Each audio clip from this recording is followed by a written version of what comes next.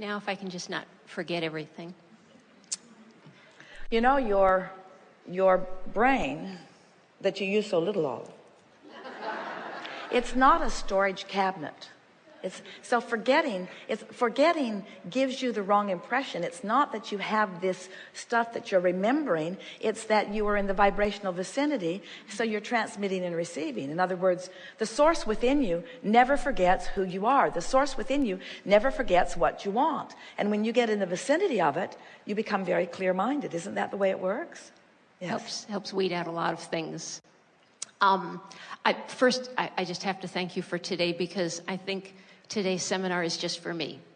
Almost everybody who's been in the chair has addressed something that I had a question about. It is co-creating at its best. Yes. I spent the last 2 weeks trying to come up with a way to ask you a question that was Unfortunately, we've used all your time. It was very upstream. And I couldn't come up with a way, and when you started speaking this morning, I released it immediately. I said, you know what? Abraham's told me enough over the years. I don't need to ask that question. The second guy in the chair asked my question, and you answered it so fast. So the question I do have has to do with my inner being, because I'm learning that really is what I want now. I'm pretty good at manifesting things. I want to be more in touch with my inner being. Well, if you're good at manifesting things, you must be in touch with your inner being. So I want to be because more one follows the other. in touch with it, or just an easy flow of information. Feeling good on purpose. Feeling good on purpose is what deliberate creating is. Mm-hmm. But feeling good is feeling good. Absence of resistance is allowing, and it's a wonderful thing. Good. So why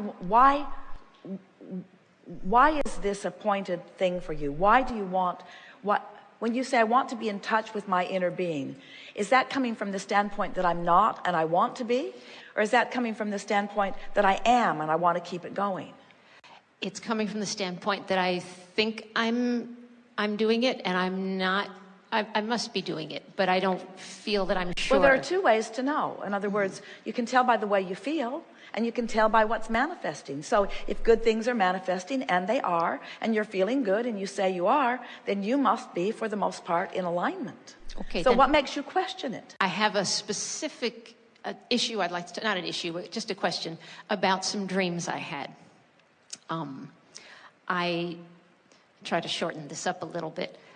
Last year when I knew I was coming here, I started having a few dreams, very lucid dreams, where I was laying in bed and I could actually feel my legs rising off the bed, to the point where I thought I woke up and saw them that way. Okay, that was last year. It didn't happen again for a year. A few weeks ago, I had 2 dreams a few days in a row. One was very clear to me. I had 3 dreams. I had one dream. I woke up, I forget what it was about, but I knew definitely that I was telling myself I was creating what happened to me in the dream. I felt very good about that because it just applied to my life. Fell back asleep, dreamt a totally different dream, same thing. This happened 3 times in a row. I woke up from that, I felt pretty good. 2 or 3 days later, I had a frightening dream. It started out where I felt the legs moving up, but it didn't feel right. It didn't feel like I was in control of it. And it was almost like somebody turned me on my head. Then after that, I felt really a presence of someone grabbing me from behind, and it wasn't friendly. And this is not me at all. I don't worry about this kind of thing. I don't think about this kind of thing. But grabbing me from behind and would not let me go. And again, it was a lucid dream, and I thought I looked over to where my husband normally lays, and there was a woman there, and she reached out to grab my arm, and I could feel her arm. Then I felt very bound, but I did request, let me go. I don't want this to happen. Well, let's start with the premise, with the law, with the fact, with the truth, and with something that you know, and we know you know it because you have spoken it already here, and that is that what you're thinking and what you're feeling and what's manifesting are always a vibrational match. In other words, you are creating your reality. And then we take it further. We said it here today already, that what's happening in your dream state, even let's make it more clear, what's manifesting in your dream state. Now, it's fair to call it a manifestation, isn't it? Because sometimes your dreams are so vivid, you said very lucid, so it is something that is as real as your reality in terms of, even though your eyes are closed, you're still seeing. Even though you are in a dream state, you are still interpreting through physical sense structure and that sort of thing. So what you're creating in your dream state is still your creation. So we think it is a nice thing that in your quest to understand how this all works, that you had a series of dreams. You had dreams where you felt your vibration raising. You actually felt a physical difference in your physical body, which is always the case. When your vibration raises, especially when you first feel it raising, there's always a difference. In the beginning, when Esther would stand at the podium to receive us, she would always swoon a little bit as the energies that she was focused within and the energies of Abraham would blend together. There was always a little feeling of disorientation in the beginning for Esther. But over time, as she acclimated more and more to the energy of Abraham, that feeling of orientation no longer was there. She's there while she still relaxes and sets forth her intentions to hear us clearly and to translate clearly. Still, her vibration is with us by the time she gets to the podium, so she does not experience that.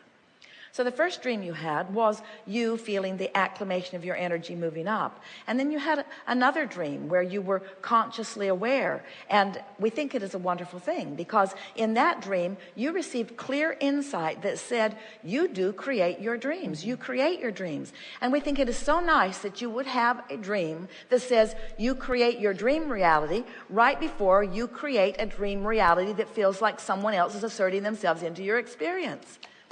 In other words, there's something going on. There's something going on in your vibration. Which you answered when the other gentleman came in the chair, so we don't need to talk about it here. Something going on in your vibration, which we're hard to head off. Something in your vibration that is present. In other words, and it's what we were talking about earlier. If you're very sensitive to emotion and you catch when it's off, and you know it's off, and you catch it early on and release the resistance, then it doesn't go further. But if you don't, it will get bigger. It always does, until there will be some sort of further demonstration of the discord. It's just the way that it is.